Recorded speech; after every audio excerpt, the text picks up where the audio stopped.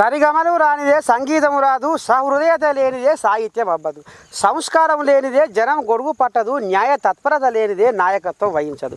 చదివినంత మాత్రాన చిత్త సంస్కారం అబ్బదు, పదవి దొరికినంత మాత్రాన ప్రాభవంబు కలగదు, గుండె మెత్తదనమే మనిషి గొప్పతనానికి గుర్తు అంటారు. అంతేనా కాదా? కానీ లోకేష్ నిండ వచ్చి 6 నెలలు కూడా కాలేదు, అప్పుడే మళ్ళా యుద్ధం మళ్ళీ 3 నెలల యుద్ధం. ఈ యుద్ధం అవసరం ఇప్పుడు? అరే నువ్వు ప్రజాపాలన తీసుకొచ్చి ప్రజా సమస్యలని పరిష్కారం చేయవయా అంటే మళ్ళీ యుద్ధం అని ముంగట వేసుకుండు. ఇక చూడు ఎట్లా ఉందో భాగవతం సార్. ఎంగిరాకులు ఎత్తామంటే లెక్క ఎంత అన్నట్టే ఉందిగా లోకేశమయ్య వ్యవహారము. అరే మిమ్మల్ని గెలిపించింది ఏమిటిగా? జనాలను ఉద్ధరిరి, జనాలకు అక్కడికి వచ్చే పనులు చేయరి, ఊరు వాడ తిరిగిరి, పల్లెల్లో నెలకొన్న సమస్యలన్నీ తీర్చిదిద్దురి, దాన్ని పరిష్కారం చేయరయ్యా సారు అంటే మళ్ళా రాజకీయం ముచ్చితే ముంగటేసుకుంటూ 4 ఏళ్ళ 9 నెలలు మాత్రం మనం పనిచేయాలి.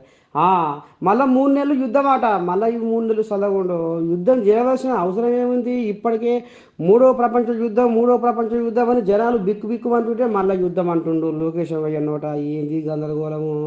అరే మీరు చేసేదేదో మంచి చేయరు, జనాల తర్వాత మిమ్మల్నే మళ్ళీ మెచ్చుకొని మెడ మీద వేసుకుంటారు. యుద్ధం ఎందుకు చేయాలి అని ఈ రకంగా కొంతమంది ఏపీ జనాలు ఒకటి లోకేష్ మీద కామెంట్లు పెడుతున్నారట. ఎందుకంటే యుద్ధం అన్నాడు కాబట్టి. 3 నెలలు యుద్ధం చేయాలంటే ఏమన్నా ఇలం ఫలం ఉందా?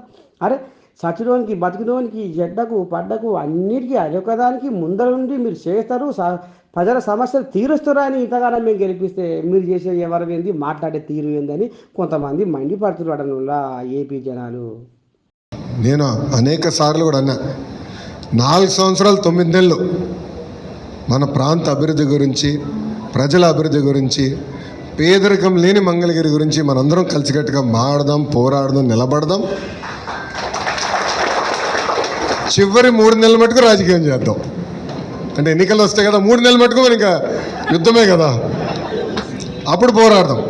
కానీ 4 సంవత్సరాలు 9 నెలలు పక్కన పెట్టి హెరాస్మెంట్ కానీ, ఒక్క నిమిషం స్వామి, ఒక్క నిమిషం మాట్లాడి నేను ఇంకా పూర్తి చేయాలి. నాదేమో మీరు మాట్లాడు, నన్ను పూర్తి చేయనండి, మీరు మాట్లాడు.